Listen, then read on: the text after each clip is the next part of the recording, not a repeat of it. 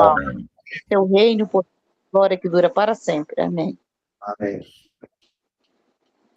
Alguém tem alguma sugestão aí a respeito dessa famigerada a Lei 15.270, né? Alguém tem algum questionamento para fazer aí? Eu tenho sobre Everaldo, sem querer ultrapassar aí, quem tem aí em primeira mão, mas eu queria trocar uma ideia com a 15.265, que é o REARP. Fala. Aí, nós, os senhores que estão presentes, né? O REARP, criou isso aí, eu tive até a lei 15.265, inclusive eu até achei estranho dentro dessa lei, porque ela veio dando aí a oportunidade daquelas pessoas, aquilo que nós temos nas épocas do imposto de renda, que a pessoa pergunta, olha, meu imóvel aqui, ou meu bem, ele vale aqui 200 mil reais, ou melhor, está no imposto de renda 100 mil, 50 mil, 30 mil, mas ele vale 500 mil, vale 1 milhão, e eu queria aumentar isso aí, mas não pode, a não ser dentro daquelas condições que nós já sabemos. Apresenta a lei aí. A lei 15.265, aqui está sem jeito de eu apresentar ela, mas eu vou ler o artigo dela. Não, É a lei 15.265. Apresenta ela aí para nós. A 15.265, de 21 de novembro de 2025. Nessa lei, aí o seguinte, a vigência dela é após 21 de novembro. Lei, põe aí, 15.265, de 21 de 11 de 25, né? E vou procurar Planalto. Daqui. Aí eu vou pegar aí o vou descer ela aqui e vou apresentar para vocês, ó.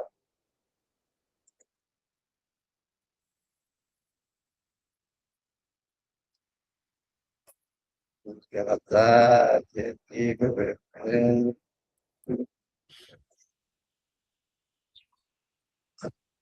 Tem. Aí, qual artigo?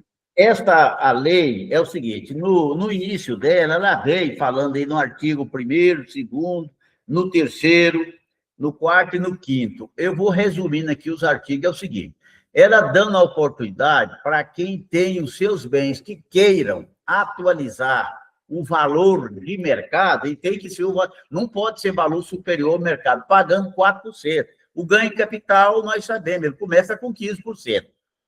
Dependendo do valor, é mais. Mas essa lei, ela pode, sim, corrigir pagando 4%.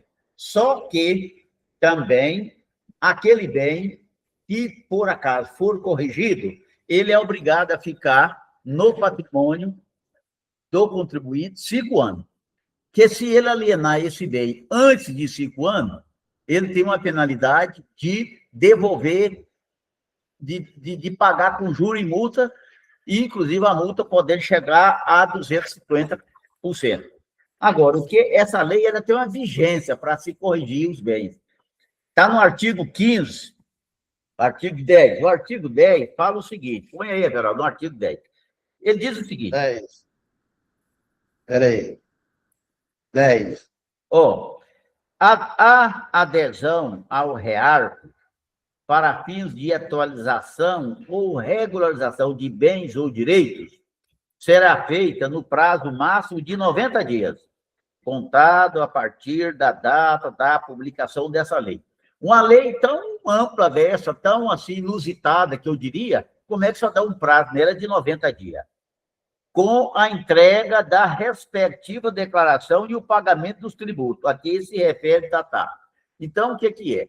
É 90 dias, 25 de novembro, 25 de dezembro, 25 de janeiro, 25 de fevereiro. 25, não, é no dia 21.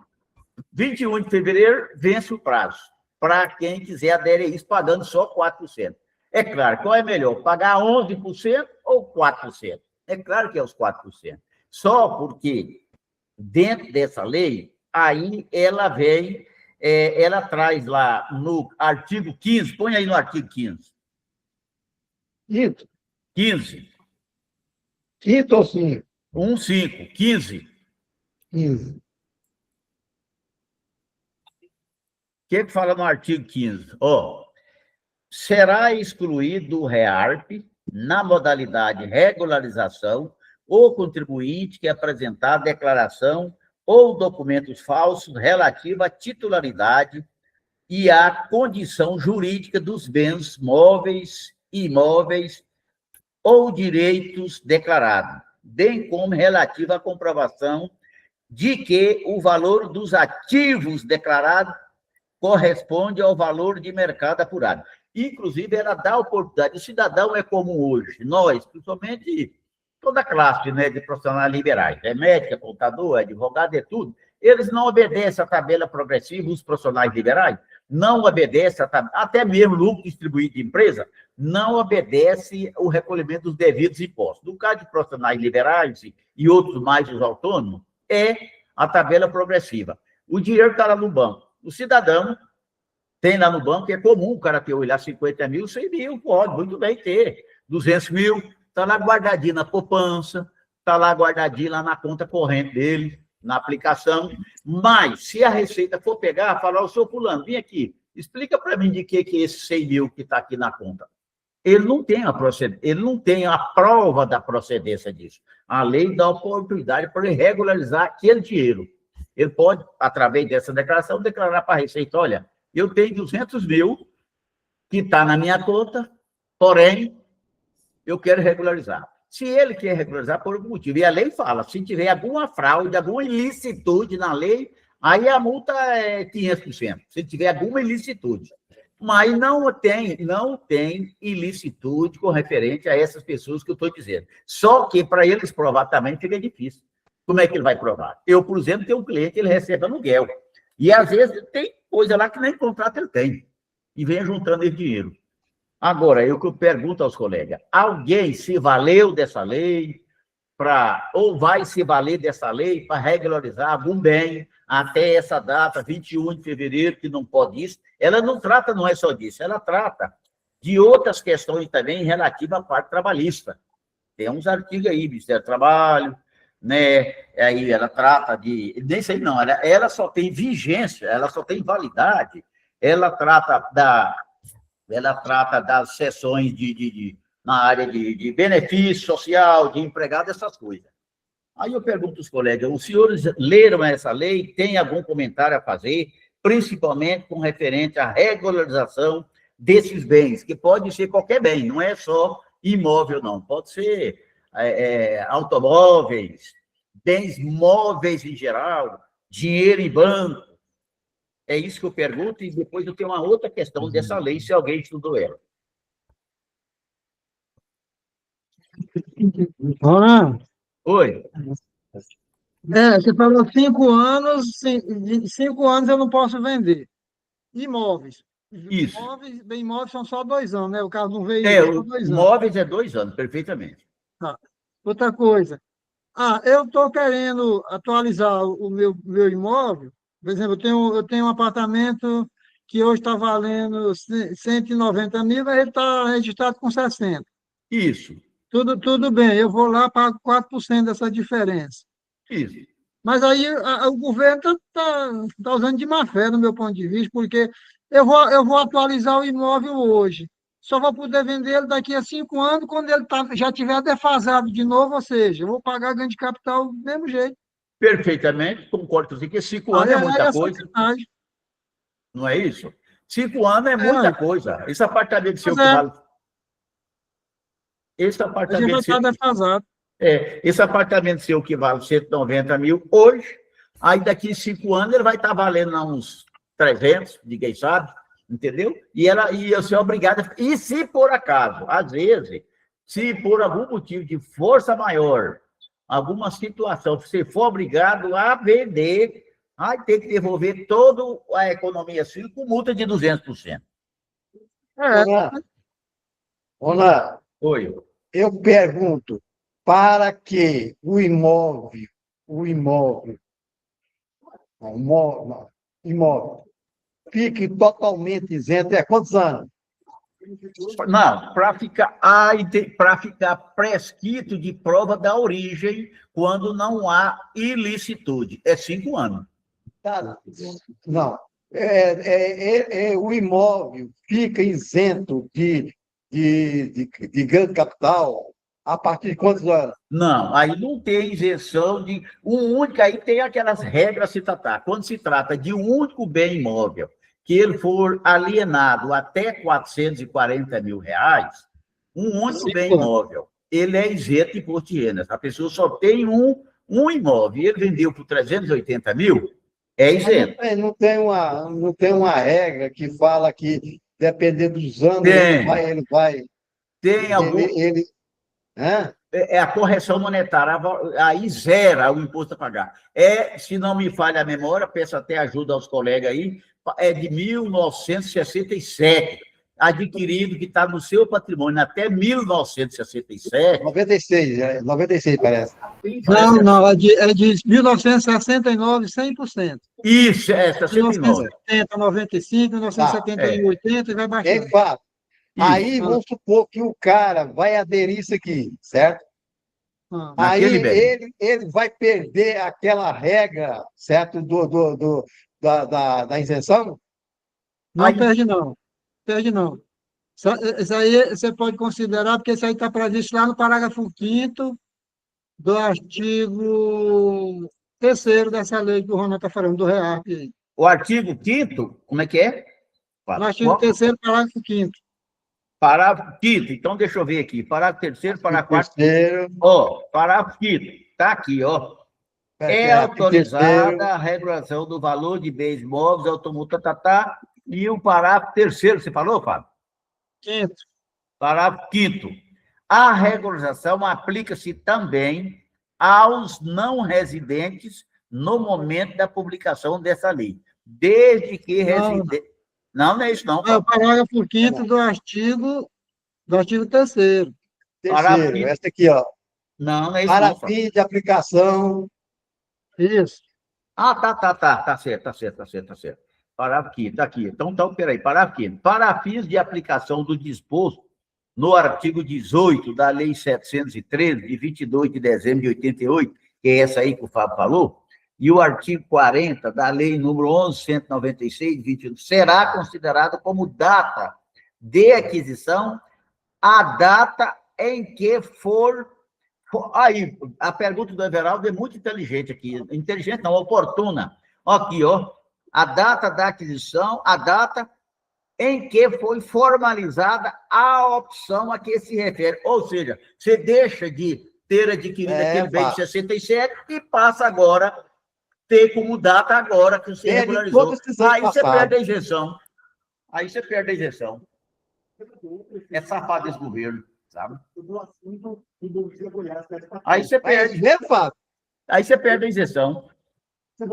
Ué, tá claro aí. Tá claro aí. Tá aí, Fernando. Vou ler aqui, ó.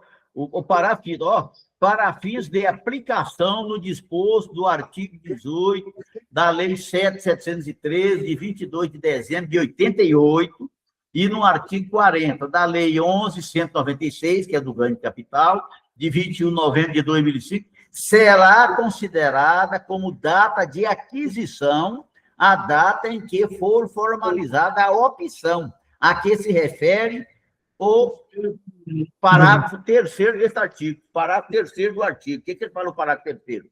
O parágrafo 3º fala, ó, a diferença entre o valor do bem imóvel é os 4%. Aí você perde a data de aquisição do bem. É como se tivesse adquirido ele agora esse ano. Aí você está isento. Pronto, tá vendo como é que é? Realmente. Ele tira com a mão, e se o cara não lê direitinho, dançou, né? Se ele não lê direito, dançou nisso. E aí o cara chega lá, bom, eu tenho um bem que está lá no meu negócio lá, eu estou isento de pagar o ganho de capital, mas eu vou aproveitar e pagar 4%. Pronto, perdeu a data de aquisição. 3 mulheres que transformam em comida... Mas escute, e que quantos outros mesmo ele fica isento? Não, de 67, totalmente de 69, né, Fábio? Aí, 67. 1967. Quem está adquirindo, quem tem bem naquela época. 1969. 69 ele tem 100%. 1969. Pronto, Aí vai até 1988, que é 5%. caindo. Vai caindo. Entendeu? Agora, nós perguntamos aos colegas aí. Essa lei, eu acho que se analisar ela direitinha, essa é inaplicável, não é isso? É inaplicável. Como é que vai afetar por esse detalhe?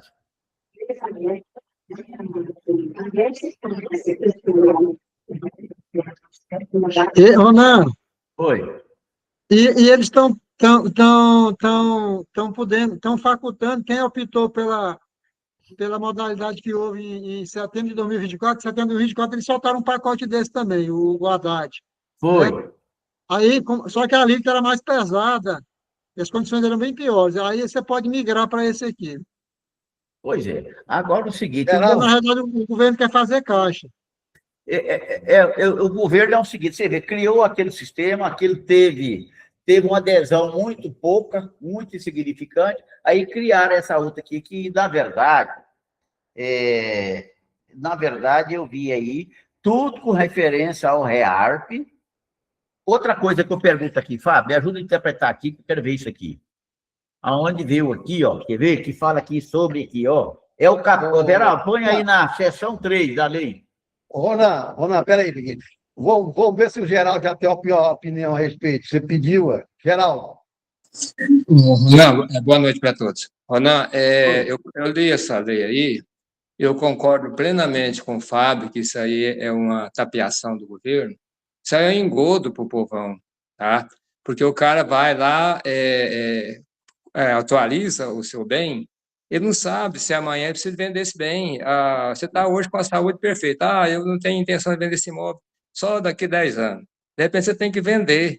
Então eu comecei a ler essa lei, eu nem terminei de ler, porque eu achei uma pouca vergonha uma lei dessa, querer fazer uma arapuca, uma armadilha, para pegar o povão. Porque ele vai jogar dinheiro no caixa dele, mas se você depois pode levar umas multas pesadíssimas. Então, eu acho que essa lei não compensava nem discutir ela, no meu ponto de vista, você desculpa, tá? Não, mas a gente precisa estar olhando, porque até serve para discutir com os colegas. Ele tem algum colega que talvez não observou esse detalhe, igual nós estamos observando. Eu acho que a lei, quaisquer lei que seja referente ao nosso caso, nós não podemos descartar a lei, não. Concordo plenamente com você, só que, no meu ponto de vista, não tem como discutir uma lei dessa. Agora, preparar para não deixar os colegas aí na Arapuca, tudo bem. Uma lei muito safada mesmo, viu?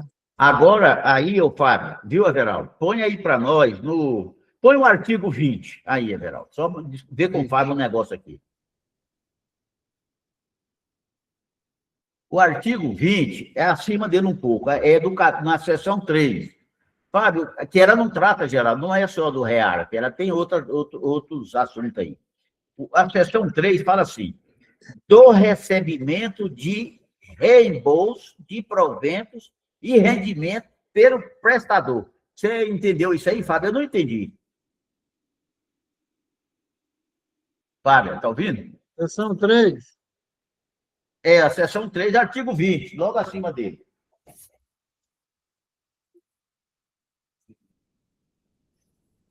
O Geraldo levantou a mão, viu? Você entendeu, Geraldo? O que você entendeu disso aí? Não, Ronan, eu quero fazer uma correção seguinte, que a parte que eu falei que é uma porcaria é na parte de atualização dos bens, tá? O demais eu esqueci de fazer essa pequena colocação, tá? Sim, tá certo. Vamos ver o que o Fábio acha dessa lei aí. Aqui a questão é com o título imobiliário, né? Empresa pequena não mexe com isso aqui, não. Pois é, mas... Alguém pode nos esclarecer isso aí? O que quer dizer isso aí? O Leandro tá aí? Deixa eu ver aqui, Everaldo. Leandro está. O Leandro? Leandro, o que você acha aí desse artigo Leandro, É 20 seu aí? questão de. microfone dele está fechado. Isso Abre seu aí, microfone. Everaldo, é operações de empréstimo de títulos ou valores mobiliários, Pois é, mas do na capítulo prática, 3. vê o que o Leandro fala disso aí para nós, dessa.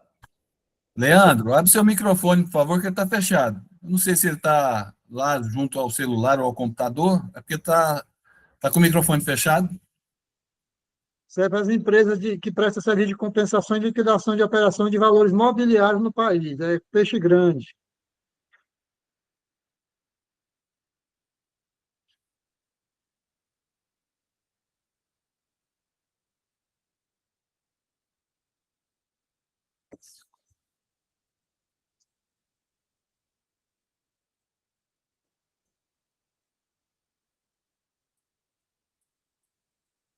Pode passar, Ronan? Pode, passa para frente. Tá, o Leandro quis falar.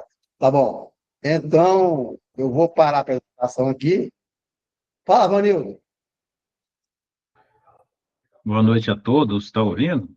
Está ouvindo? Sim.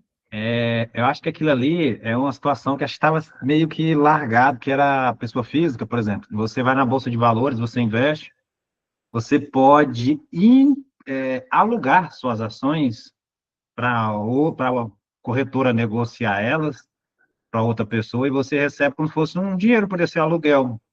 Eu Aí, acho que é por aí mesmo que o Ronildo está então, ou falando. seja, é nesse sentido que o investidor ele aluga as ações dele, ele não deixa de ser o titular das ações, mas ele aluga para outra pessoa negociar.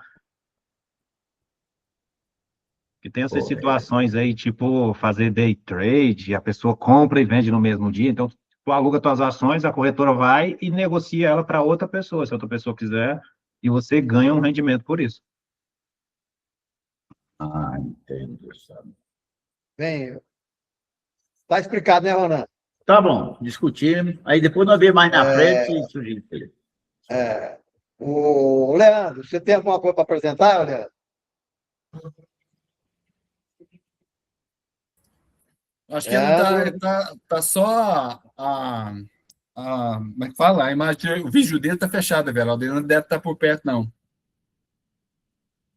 Leandro tá aqui. Bem, pessoal, alguém mais quer falar alguma coisa a respeito desse lucro distribuído, coisa assim, como que ficou, essas ações que estão correndo aí? O que vocês acham? Vanildo, tem alguma coisa para nós, Vanildo? Geraldo, Everaldo, fala. o senhor perguntou sobre esse negócio de ata, de dividendos, essas coisas, né? Lucro. É. Bom, Agora mesmo, aqui Geraldo, eu passo para no você. escritório, a gente fez uma ata genérica sem citar valores e citando as cláusulas do contrato social, que lá diz que a reunião de sócios é no ano seguinte, até o final de abril. Então, está seguindo o que está no contrato e o que está supletivo, que lá a maioria dos contratos diz que supletivamente usa a lei das SAs, o que está na lei das SA, que é abril, ou seja, reunião de sócios que vai definir os valores é lá no ano que vem, depois que fechar a contabilidade de 2025. Não tem como pôr valores de balancete de janeiro até novembro, isso aí é conversa da Receita para querer arrecadar imposto. E como é que ela vai fiscalizar esse tanto de gente, saber data de ata, valor, cruzar esse monte de informação? Não está cruzando informação, nem deixar de informar SF, quanto mais negócio de lucro. Muita coisa aí é terrorismo, para deixar o terror. Mas, assim, o que a gente orientou aqui para os clientes é dar ata genérica sem fazer valores, sem levantar balancete de umas pressas, negócio de balanço, balancete até novembro, tem que estar previsto em contrato. Então, inventar coisa para ficar pior, vou fazer o que está na lei, que já vem fazendo há anos, o que vem fazendo na prática há vários anos, é a jurisprudência, é o direito já adquirido, as coisas que vem fazendo ao longo dos anos. Vanil, é uma ata bem simplorazinha, certo? Com a vontade dele, né? Dizendo, a gente se reuniu aqui, decidimos que o lucro de 2025 ou prejuízo, se houver, serão distribuídos ou incorporados, os prejuízos, né? Vai ser diluído de acordo com o que está previsto na cláusula do Mas contrato e ela em fala reunião no futura. divido. É. Não tem como pôr valor. Geraldo, fala. Não, Everaldo, eu estou questionando a mim mesmo o seguinte: se o lucro da empresa é de 500 mil abaixo, eu estou achando que não há, no meu ponto de vista, estou achando que não há necessidade de fazer essa ata, não, porque se ele tem um lucro até 500 mil, jamais ele vai pagar mais de 50 mil de lucro para o sócio, né, para cada sócio. Então, acho que essa ata, ela sim tem que fazer, mas para lucros maiores, né? Então, no meu ponto de vista, não sei se vocês concordam, um lucro de 500 mil abaixo, não precisa fazer, eu acho que não vou fazer essas atas, não. O que vocês acham? Ou deve fazer? 500 mil, até 600, né? Pois é, mas o 600 É anual, 50 vezes 12. o 600 anual, aí ele pega todos os rendimentos da pessoa, né? O que eu estou falando é só o referente ao lucro. Então, É. o cliente que Mas, tem. O cliente em que tem. geral, vai pegar outros rendimentos também? Os seis- Prolabore também? os 600, sim. Para ver a tributação, os 600, sim. Tá? Ou Então, aí, não? Olha aqui. do meu ponto de vista, até gostaria que o Leandro me contestasse ou se ele concorda comigo. Então, é um lucro até de 500 mil, não justifica nem fazer a ata, porque ele vai ter gasto e não vai haver uma distribuição de lucro acima de 50 mil. Então, a distribuição de lucro aí, ele não vai pegar 10% daquele lucro para descapitalizar o caixa. Esse é o meu ponto de vista, tá? Fala, Vanildo. Severaldo, complementando o que o Geraldo falou, alguns clientes a gente realmente fez essa análise, não tem necessidade de ata. A gente está fazendo ata mais para a empresa que paga, tem um histórico de pagar lucros, que pode ultrapassar esses 50 mil por mês. Aquelas que, mesmo que tenham lucro, mas a pessoa às vezes não tem esse caixa. Então, já tem um histórico, porque ele não paga 50 mil, mais de 50 mil, nem chega perto disso. Então, para que mexer com ata com isso? Não tem necessidade também, depende do histórico da empresa, né? Porque eu passo, dificilmente, poucas empresas do Simples Nacional vai estar pagando mais de 50 mil ou 50 mil de lucro por mês para um sócio, né? Descapitalizando a empresa desse ponto, 50 mil todo mês, dependendo da quantidade de sócios. Então, muitas empresas nem precisam perder tempo com isso, por mais que tenha lucro, porque não vai pagar mais de 50 mil por sócio no ano que vem, por mês. Então, é gastar dinheiro com ata, realmente, como o Geraldo falou. Agora, as empresas maiores, aí sim é aquela ata genérica que eu falei para o senhor. 342, viu? E o Vanildo? Estou cobrando R$ 342 por cada ata.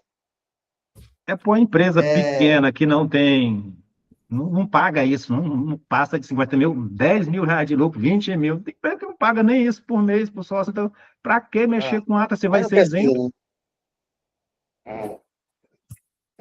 Aí eu pergunto, Vanildo, depois eu passo para o Leandro. Eu pergunto, Vanildo, vamos supor, quando eu aumentar o capital, ele vai influenciar nisso também? Ó? Tu fala pegar os lucros e usar para aumentar capital, o governo vai querer a parte dele. Aí eu passo para o Leandro agora. Leandro, fala. Bem, presidente, boa noite. Boa noite a todos presentes aqui na nossa reunião de nivelamento, né, de toda terça-feira. Bem, voltando lá na colocação do Geraldo, bem, Geraldo, eu diria o seguinte, se o sócio ele não incorrer na situação de exigência, aí você não registra a ata, tá? E lembrando que quando a gente não pode generalizar. Quando a gente utiliza o termo ata, a gente está falando ali de sociedade anônima, de uma sociedade limitada com 2 sócios, porque se a gente estiver falando de outra natureza jurídica, empresa individual, o termo nem esse, documento a ser registrado nem seria ata, né? Seria uma outra terminologia, um outro documento. Então, assim, se eu já apurei os resultados, apurados até 31 de dezembro de 2025, Isso eu já entendo, que esses resultados apurados, acumulados, até 31 de dezembro de 2025, quando eu for distribuir de 2026 para frente, não ultrapassar, não exceder 50 mil, então não há o porquê eu fazer realmente nenhum tipo de documento em que eu registre formalmente essa intenção na junta comercial, se for sociedade empresária, né? Se for sociedade simples, lá no cartório. Então, se eu tiver, se essas distribuições de 2026 até liquidar esse lucro acumulado, a partir de 2026 ele não superar 50 mil, aí concordo, né? Aí não há o que restar documento. Só tem um detalhe, só tem um pequeno detalhe. Como a gente já falava na live da terça-feira, acredito, da terça retrasada, nessa situação, se eu não registrar a ata na junta comercial,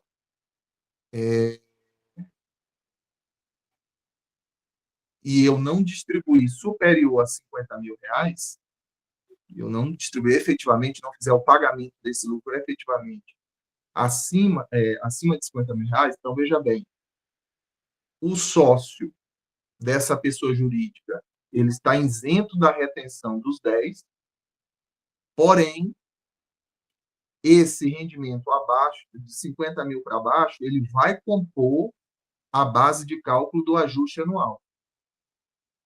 E aí eu tenho que considerar que, quando eu for fazer esse ajuste anual lá em 2027, eu tenho que considerar que a base lá é o total de rendimento. Então, o que eu tenho que ter em consideração? Se você não assessorar aquela pessoa física, tá? Em relação a todos os rendimentos dela, tributáveis, não tributáveis, né? Doação vai compor essa base de cálculo, exceto a doação de adiantamento à legítima e de herança, mas fora isso, qualquer outra doação vai compor a base de cálculo. Então, tem que ter em consideração o seguinte, um pequeno percentual desse pode fazer ultrapassar o quê? Os 600 mil. Se eu ultrapasso os 600 mil no ano, aí eu já estou sujeito o quê? À tributação mínima, né? Que até 1.199.000, tá? Vai ser a alíquota efetiva, né? Vai ser uma alíquota efetiva aí de 0 a 10. De 1.200.000 para frente, aí já é 10% direto. Então é o seguinte, eu tenho que ter em consideração, porque o que eu vejo na prática? Uma coisa é eu tratar ali só do lucro da pessoa física de uma forma individual. Outra coisa é eu não ter o controle total sobre esses rendimentos. Porque aí eu livro da retenção dos 10% mensal, mas só que esse rendimento, pelo fato de eu não ter registrado a ata e não ter consignado na ata que o pagamento seria em 2026, 2027 e 2028, de acordo com a Lei 15.270 de 2025, aí ele vai compor o total dos rendimentos lá no ajuste. Aí fica aquela questão, e se essa pequena parcela levar a um total de rendimento superior a 600 mil? Aí o sócio ali, pessoa física, ele vai ter o quê? A pessoa física ela vai ter a tributação mínima, de acordo com o resultado lá. Então, eu tenho que trabalhar com essas duas vertentes. Eu tenho que trabalhar pensando na retenção mensal, mas não posso esquecer do quê? Da base anual, que é o total dos rendimentos, que você só vai compor aquilo ali no ajuste. Então, eu vejo o seguinte, quem não assessorar a parte física como um todo, você não tem controle sobre o total dos rendimentos. Se você, por exemplo, não, Leandro, eu faço ali um congênero de pessoa física, tá tranquilo, mas comumente você vai fazer o que ali? Você vai informar o Prolabore, você vai informar os lucros e dividendos que até então, até 31 de dezembro de 2025, são isentos, e você insere ali alguns bens, móveis. Então, essa é a rotina da declaração de congênero. Só que agora eu tenho que entender que a rotina mudou. Então, eu tenho que ter em consideração que esse risco de uma pequena parcela em que o sócio ficou isento da retenção dos 10, mas ele compõe um ajuste anual. Aí, o resultado disso, se vai tributar Se vai incorrer na tributação mínima ou não, é só quando você somar o total dos rendimentos. Mas aí, como eu falei, é o risco. Alguém fazer alguma pergunta? Leandro, você tem toda a razão, mas eu falei na minha situação, assim, que os meus clientes, os rendimentos deles não atingem esse patamar aí, nunca, de forma alguma, né? Então, na minha situação aqui, no meu análise, eu posso ficar tranquilo, porque realmente você tem a razão nesse ponto de vista seu aí, tranquilo. É porque como você já tem um controle, Geraldo, você colocou bem, como você tem um controle, você tem um controle do seu cliente, aí é uma situação.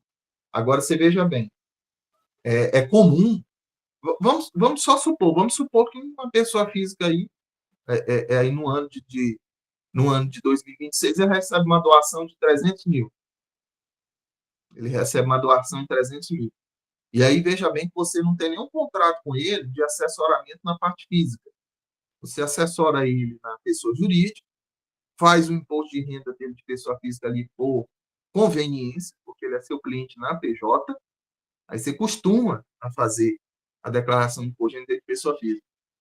E a gente sabe que nem a partir, então, da declaração pré-preenchida, muitas novidades vieram à tona, né?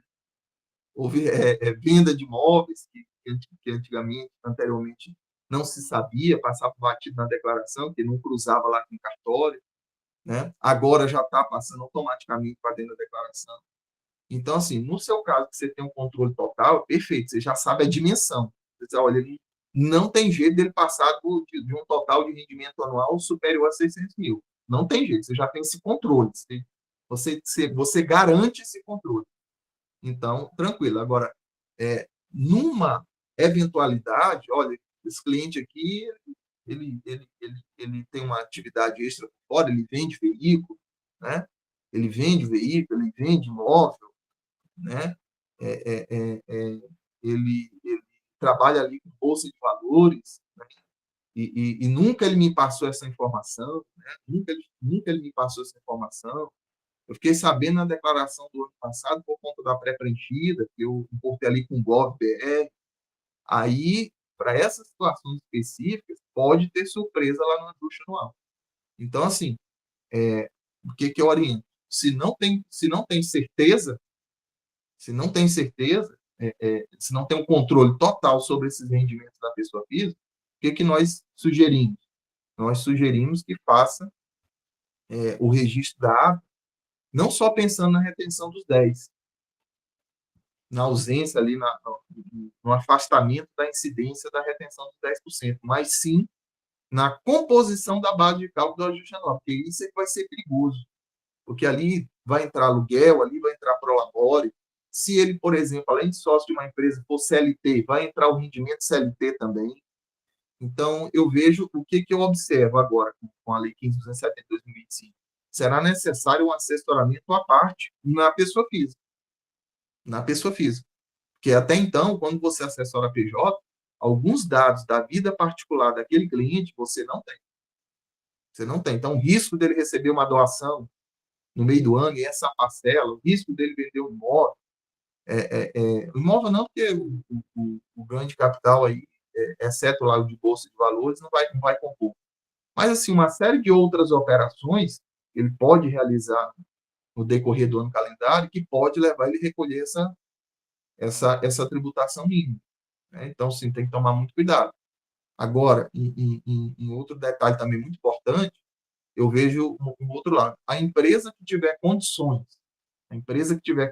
que tiver caixa para distribuir lucro até 31 de dezembro de 2025, segue a regra anterior, está isento. Então, se ela tiver caixa para distribuir todo esse lucro até 31 de dezembro de 2025, ela está isenta, não precisa fazer ata e pronto. Agora, a partir do fato gerador novo, janeiro de 2026 para frente, aí já não tem mais ata. Aí todo lucro, todo resultado apurado a partir de janeiro de 2026, aí não tem ata. Se distribuir superior a 50 mil, vai incidir os 10 e vai para a base de cálculo do ajuste, só que pelo fato do imposto de renda ele não ser definitivo, o status dele, a natureza dele ser de antecipação, aí você também, essa retenção de 10, você deduz lá no ajuste anual. Então, tomar esse cuidado e também outra situação que eu vejo, que eu tive observando essa semana, cuidado para não aplicar, pegar um modelo de ata e aplicar para todas as naturezas jurídicas da empresa. Tomar muito cuidado com isso. Tem uma ata para sociedade anônima, tem um formato, tem uma ata que é para sociedade anônima, tem uma ata de reunião que é para sociedade limitada com 2 sócios para frente, aí já tem um modelo para sociedade limitada unipessoal, tem que ter cuidado com esses cabeçalhos, com esses inícios do cabeçalho. Tem já para empresário individual, que é um documento de intenção, já não é no formato de ata. Então, o que eu vejo? Tem que tomar cuidado para não pegar um padrão e querer pegar esse modelo padrão e adaptar para todo tipo de natureza jurídica da empresa. Não é assim. Outro detalhe também que eu observei essa semana muito importante.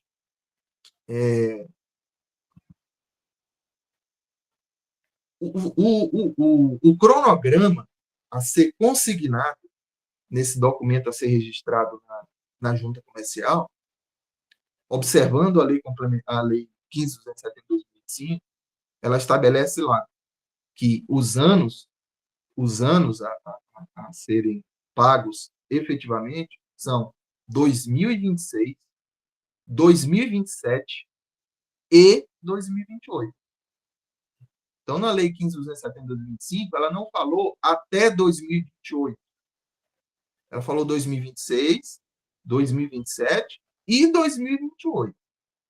Então, na nossa avaliação, nós entendemos que tem que ser inserido, seja na ata, seja no termo de deliberação, num documento de intenção, no caso de empresário individual, tem que ser colocado de acordo como está na Lei 15.270. E por que isso? Porque quando o legislador infraconstitucional ele estabelece que essa distribuição, esse pagamento efetivo tem que ser nesses anos, indiretamente, ele informa que, olha, eu quero uma movimentação na tua conta de lucro acumulado nesses 3 anos. Então, assim, eu costumo muito falar o seguinte, nós não podemos ficar trabalhando na subjetividade. Ah, Leandro, mas eu olhei lá no Perguntas e Respostas da Receita Federal, lá está até 2028. Perguntas e Respostas não tem força de lei, apesar de ser um documento produzido e publicado oficialmente pela Receita Federal. Mas lá, na Lei 15.270 de 2005, ela estabelece 2026, 2027 e 2028. Então, a interpretação, com base nesse dispositivo, eles nos traz a informação de quê? Que o legislador aquele quer uma movimentação na conta de lucro acumulado nesses 3 anos. Ah, Leandro, não, mas eu vou distribuir tudo em 2026. Aí se você tem caixa para distribuir tudo em 2026, tudo bem. Pode acontecer da Receita Federal cobrar a origem desse recurso? Pode acontecer.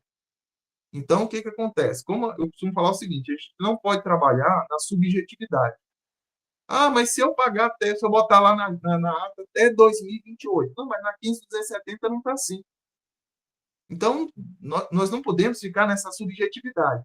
Ah, se eu fizer assim. Não, mas não perguntas e respostas assim. Não. Na 15.270 não está até 2028.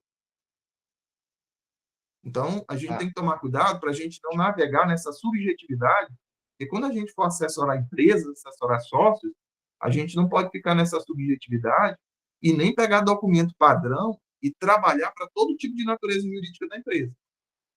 Então, tem que tomar muito cuidado. Outra coisa, como que você vai registrar algo no passivo de uma empresa sem valores? Se você tem que registrar algo no passivo da empresa, como é que você vai registrar, fazer um lançamento lá no passivo sem valores? Então, eu na nossa avaliação, não vejo como não inserir valores. Eu não vejo como, na nossa avaliação, não vejo como. E outro detalhe, nós havíamos observado vários profissionais que afirmavam categoricamente que não tinha como levantar balanço de janeiro até novembro. Sendo que as próprias normas, os próprios comitês de pronunciamento contábil permitem levantamento de balanço intermediário. Isso. Então, a própria legislação da profissão permite isso.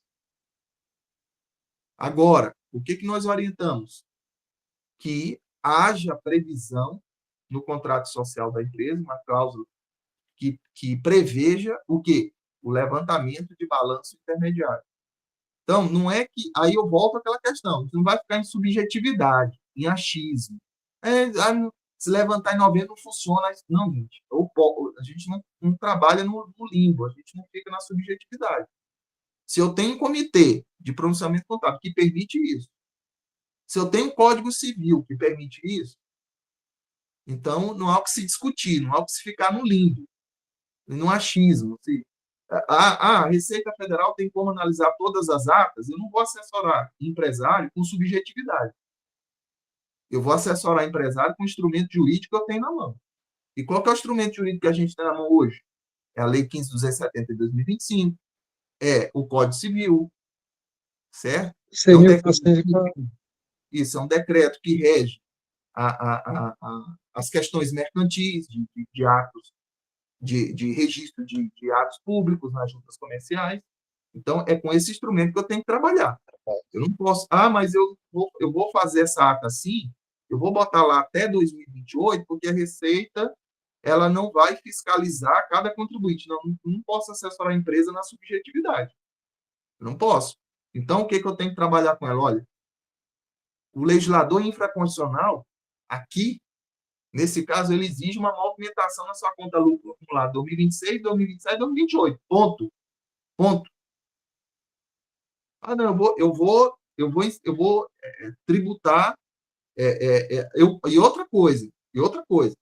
Se eu consignei esse cronograma, 2026, 2027, 2028, e dentro desses anos, vamos supor que eu consignei lá trimestralmente, eu tenho que seguir trimestralmente.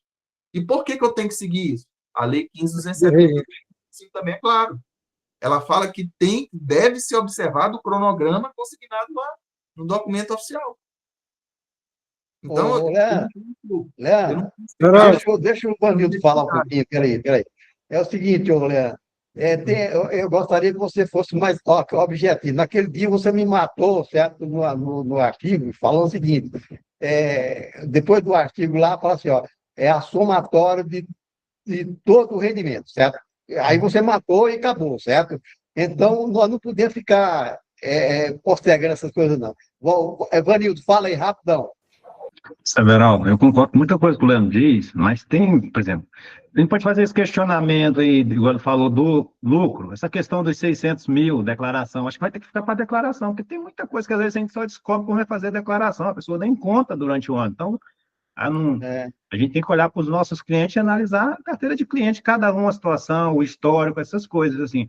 E outro detalhe, que eu queria até nem discutir isso, em relação, eu vi uma palestra, e eu vi lá a pessoa apresentando. Isso que o governo fez, bastava atualizar a tabela do imposto de renda. Segundo a pessoa lá atualizou pelo índice da inflação, daria mais ou menos os 7 mil e tanto que é hoje, um pouquinho a mais a primeira faixa, se atualizasse todos os anos pela inflação, ou seja, não precisaria de nada disso, dessas coisas todas aí, para poder isentar as pessoas que ganham até 5 mil e aqueles de 5 a 7 pouco lá, que tem um índice, bastava atualizar a tabela. Todos os anos, com isso da inflação, atualmente a primeira faixa estava na faixa de 7 mil e pouco. Então, assim, é umas coisas que a gente não entende. Outra coisa, esses valores de 600 mil, isso aí vai ser atualizado todo ano ou vai ficar fixo 600 mil? Daqui a uns anos isso aí não vai valer nada. Todo mundo vai ter altas rendas, todo mundo vai estar pagando 10% mínimo. Aqui, ó. Fala, Fábio. Bem, com relação à questão do cronograma, né? O pessoal não está colocando o cronograma. O Leandro falou muito bem aí. Tem que ter um cronograma. Você tem que dizer, o lucro acumulado de 2023, eu vou distribuir em março de 2026, 50%. Em outubro de 2026, eu vou usar 50%. e o lucro de 2024 eu vou distribuir no 27, 2023, em 2024 eu vou distribuir no 2028. Por quê? Porque lá no parágrafo 3º do artigo 6A fala: não se sujeita ao imposto de renda pessoa física de que trata este artigo os lucros e dividendos relativos a resultados apurados, como o Leandro falou, tem que ter o valor. Inciso 2, cuja distribuição tenha sido aprovada até 31 de dezembro, é a ata aprovando. Inciso 3, exigíveis nos termos da legislação civil e empresarial, desde que seu pagamento, crédito, emprego ou entrega ocorra nos termos originalmente previstos no ato de aprovação. Quem é o ato de aprovação? A ata. Então, a ata tem que dizer lá que é 30 de março, então eu tenho que distribuir originalmente no prazo previsto na ata. Como é que o governo vai saber disso? FDRINF. Então, tem esses requisitos todinho que tem que estar na ata, não tem como. Fábio, eu gostaria que você apresentasse a lei e lesse para nós o artigo que está falando, porque eu fiquei obscuro aí, tá? Geraldo, fala. Tranquilo, vou mostrar agora. Vou mostrar agora. Tá bom. Não, espera, depois você mostra aí. Não, Geraldo, é só falar lá para o Vanildo que esses 600 mil não vai ser corrigido mesmo, não, porque esses 600 mil é simplesmente para mensurar o valor para eles poderem tributar esses lucros até 2020 e 2025, isso é simplesmente para mensurar e ver se pega a tributação. Depois ele não vai ter sentido mais, ele só vai fazer mensuração. Então ele não vai corrigir, não. Quando chegar 2028, ele não tem mais sentido esses 600 mil. fala, Fábio. Vou mostrar, Geraldo? Fala, pode apresentar. Agora, aqui, ó. Inciso 3 aqui, ó. Exigível nos termos da legislação civil e empresarial Essa aí é a lei? a lei 15.270, artigo 6A, parágrafo 3º. Está aí, ó. Desde que seu pagamento, crédito, emprego ou entrega ocorra nos termos originalmente previstos no ato da aprovação. Sim, concordo plenamente. Olha, Fábio. Nossa ata não está com isso aí. Espera aí, Fábio. Eu pergunto, é possível, Fábio, você apurar o imposto, você apurar que tem lucro distribuído lá em novembro? Não é impossível. Então, aqui está falando bem claro. Você vai distribuir? Vai. Ó, se você cumpriu, ó, vai distribuir até dezembro de 2028. Na minha proteção tá legal, gente. Agora, você chega a fazer, eu distribuo no 2023, tem que distribuir até tanto. 2024, tem que distribuir até tanto. Não existe isso não, Fábio. Aqui eu acabei de ler, Geraldo. Aonde está escrito isso, Fábio? Vou Não ler está de novo. escrito isso não, Fábio. Eu vou ler de novo.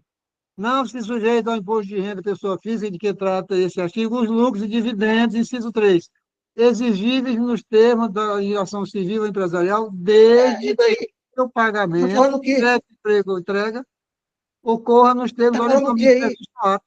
Está falando de uma coisa que o lucro de 2023 terá que ser distribuído até 2026? Está falando isso? Não está, ué. Eu tenho, Geraldo, eu tenho que fazer o cronograma. Se eu não distribuir ainda e vou distribuir em 2025, depois de 2025, para não sofrer a tributação. Fábio, o cronograma. Fábio, deixa eu te dar um pitaco aí. Eu posso distribuir mensalmente? Posso. Se eu distribuir depois, então eu não posso passar daquele 50 mil e ficar bom, poxa. Outra coisa, o pessoal tem que atentar, como o Leandro observou aí, eu tinha falado de manhã. A questão do que está no contrato social e o que não está tem que alterar. Tá bom. Deixa o Vanildo falar aí. É outra coisa. Essas atas foram descobertas esse ano, ou seja, os anos anteriores, você tinha que fazer reunião de sócio, fazer uma ata e dizer o que vai fazer com o lucro. Aí. Cadê os anteriores? Não é 23, 22, 24. Cadê as atas dos anos anteriores? Ou seja, isso não surgiu agora. Então, vai por coisa lá da vovozinha, tu tinha que fazer nas reuniões que você está lá no contrato todo ano, no ano seguinte. Ué. É lá que você ia pôr isso.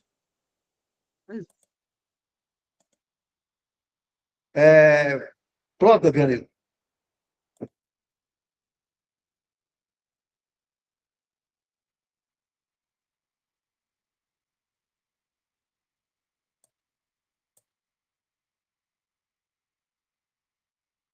Tudo, eu concordo plenamente, tem que constar no contrato, pronto, não tem problema.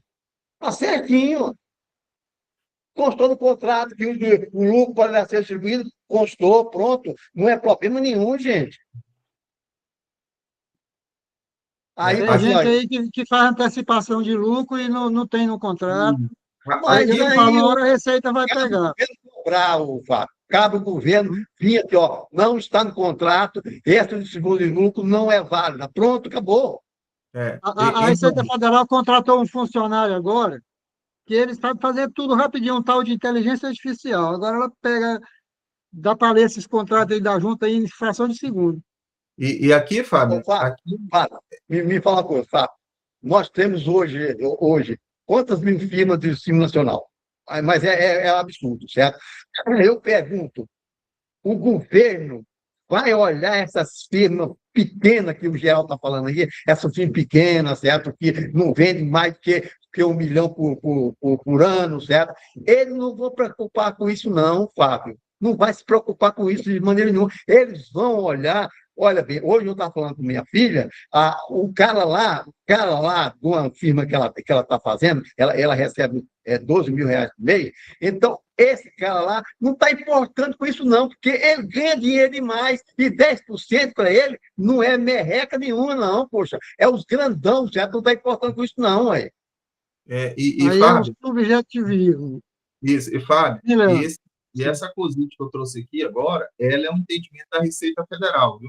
Ela é justamente aquela COSIT que trabalhou a 244, que trabalhou sobre isenção, e eu verifiquei que no teor dela a Receita Federal trouxe esse entendimento.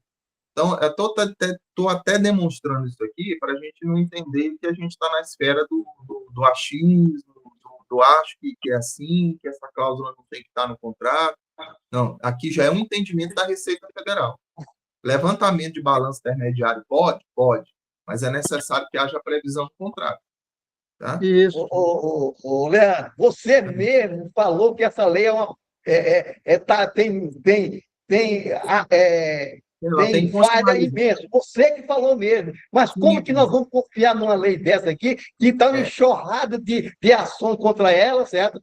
Poxa, tem que ser achismo mesmo. Infelizmente é o achismo, certo? Infelizmente, certo? Mas é aquela questão, presidente, a lei, ela realmente, ela tem constitucionalidade e ela tem legalidade. O problema é que ela está posta. E no ambiente administrativo, a Receita Federal, por exemplo, já se posicionou que o sócio de uma empresa optante pelo Simples Nacional, lucro distribuído ao sócio optante pelo Simples Nacional, vai tributar. Então, assim, no ambiente administrativo, a Receita Federal ela não vai recuar. Ela não vai recuar. Vai. Então, e o que acontece? E um outro detalhe, eu observei que várias liminares foram colocadas em grupos aí, é como se fosse o ponto final da história. E não é o ponto final da história. Não. A gente tem que entender que liminar ela pode vingar como ela pode cair. Liminar pode cair amanhã. Amanhã pode cair. E eu já observo um direcionamento seguinte. Eu acredito que esse assunto ele vai acabar finalizando no STF, no Supremo Tribunal Federal. Por quê? Porque a PGFN ela já se manifestou que ela vai recorrer. A PGFN ela vai recorrer dessas liminares. Tem ação direta tem ação direta de inconstitucionalidade já no Supremo Tribunal Federal. Há uma possibilidade, do quê? Vamos falar aí. De passar com alterações. Então, cuidado. Tá bom. Fala, cara. Boa noite, presidente. Valeu. Boa noite, Fábio, Leandro, Vanildo, o povo aí da galera aí. Todos estão participando. Maravilha. É o seguinte, eu fiz dos últimos 3 anos, eu fiz a média dos meus clientes, ninguém recebeu mais do que 600 mil de lucro. Ninguém recebeu.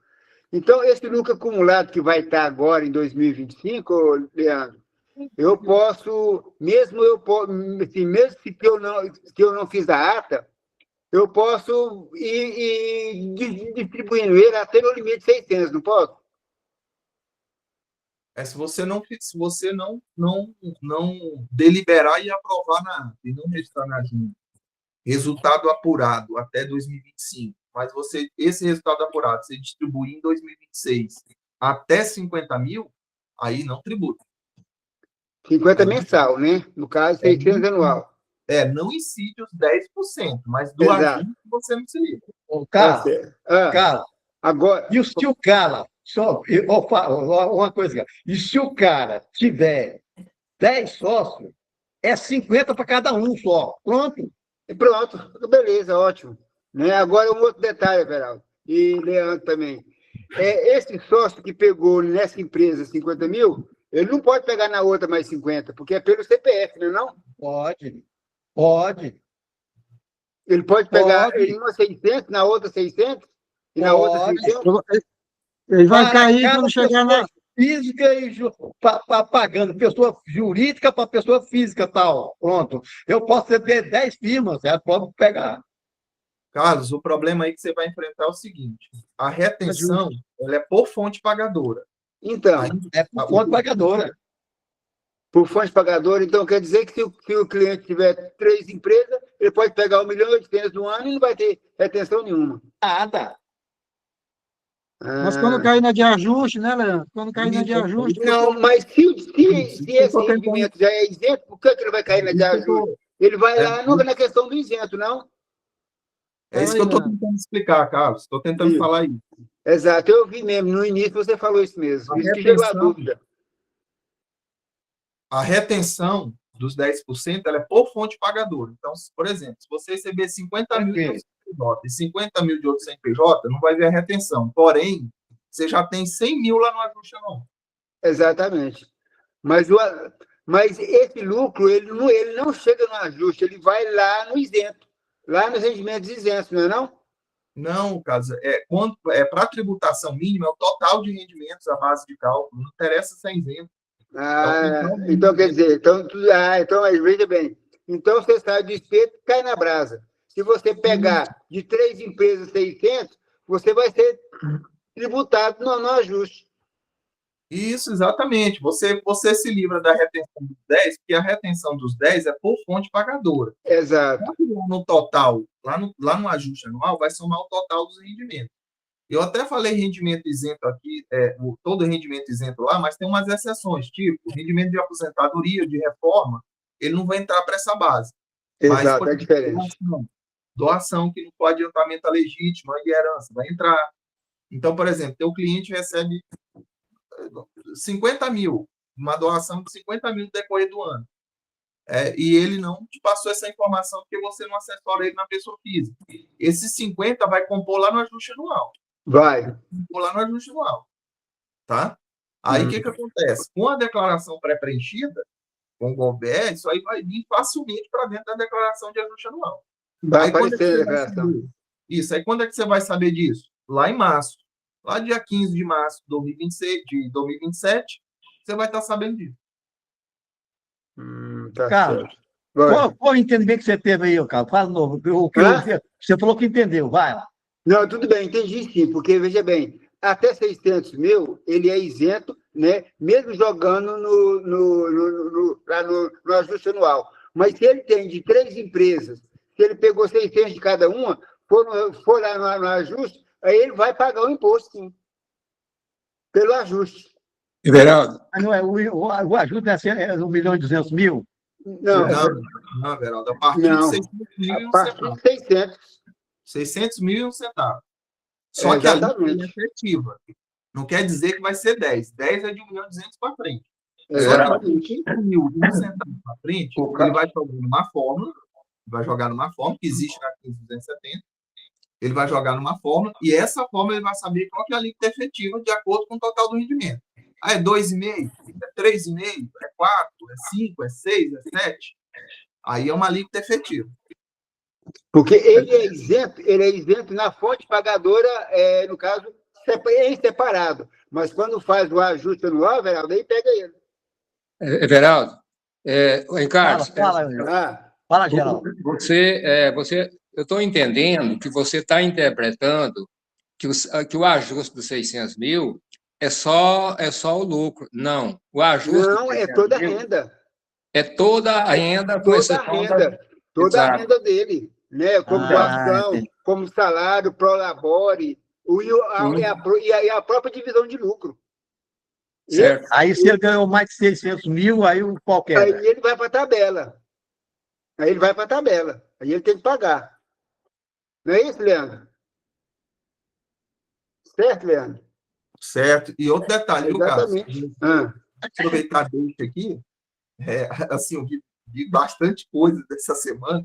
ah, Eu vi que a gente tem, eu venho falando muito que quando a gente for trabalhar a reforma tributária, seja sobre o consumo, ou seja sobre a renda, nós temos que ter raciocínio concatenado. Não adianta a gente analisar dispositivo solto, que a gente não vai concluir raciocínio. Eu vi que várias pessoas oferecendo hold para médico. Agora, olha o problema. Se você oferecer hold para o médico, para a distribuição de lucros ficar entre PJ, você livra da retenção dos 10 e do ajuste anual, você livra. Em compensação, eu não posso esquecer que a profissão de serviço intelectual, para que eu não utilize, para que eu consiga utilizar a redução dos 30% sobre a alíquota, que nós avaliamos para ficar entre 28 e 28,6, eu não posso ser, a sociedade não pode ser nem participante e nem participada por PJ. Então, cuidado.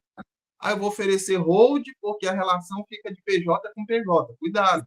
Eu resolvo um problema aqui e crio outra do outro lado. Ou seja, eu estou trocando 10% por uma saída de 28 cheia de BS. Tá bom.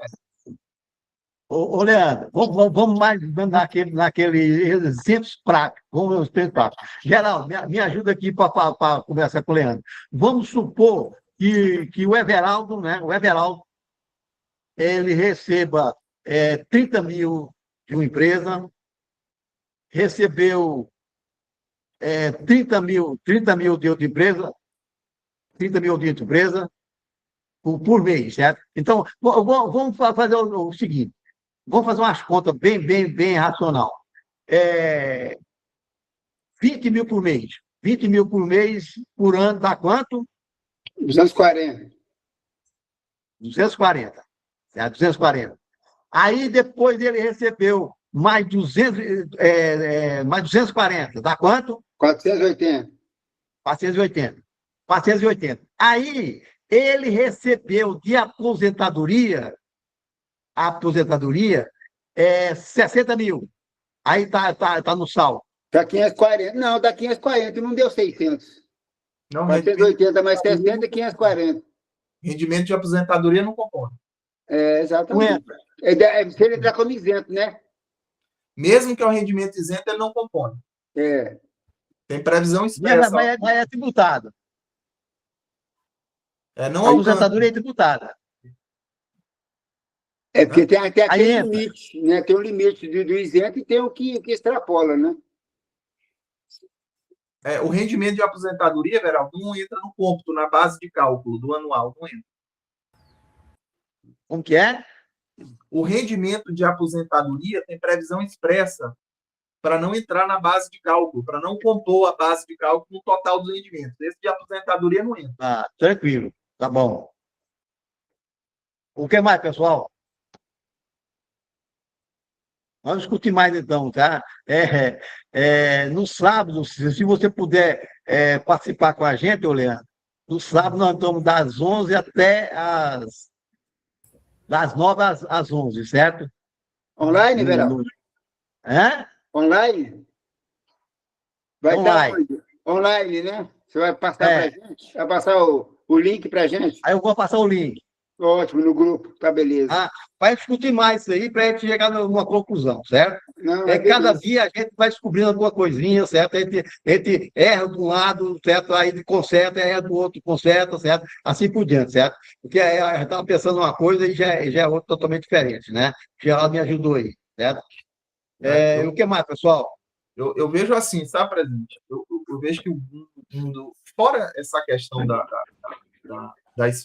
parte judicial, porque nós temos aí fortes argumentos na parte judicial. Mas o que acontece? Que nem todo cliente ele tem esse perfil arrojado.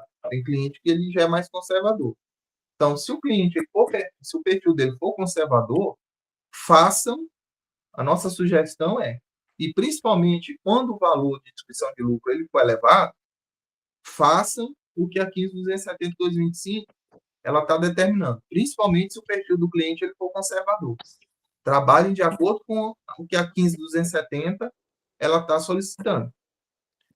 Outra coisa que eu vi modelo de ata correndo por aí, que no modelo de ata está PL 1087/2025. Gente, PL não existe mais. PL foi o projeto de lei. Agora é 15.270. Então cuidado com o conteúdo dessa ata, com o que é colocado nessa ata. A ata ou outro tipo de documento, ela tem elementos mínimos. Ela tem elementos mínimos para compor, para estruturar ela. Então, cuidado. Eu vi ata publicada no PL 1087. PL foi o projeto de lei lá no início. Ele não existe mais. Ele já foi convertido na 15.270. Então, cuidado com essa distribuição de modelo de documentos via grupo de WhatsApp. Cuidado. Tá? Especialmente com a natureza jurídica da empresa. Como eu falei, empresário individual, SLU, anônimo, outro. Ô, Leandro, por mais merreca que seja a ata, ela pode, certo? Ela pode, ela for arquivada, pode. Ela só vai beneficiar, porque se ela for nula, certo? Então ela é nula e vai pagar de qualquer jeito, vai. Pronto. Ela pode, por mais merreca que for, ela pode beneficiar o empresário.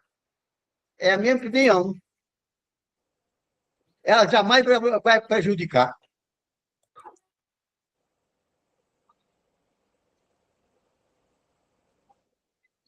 O que mais, pessoal?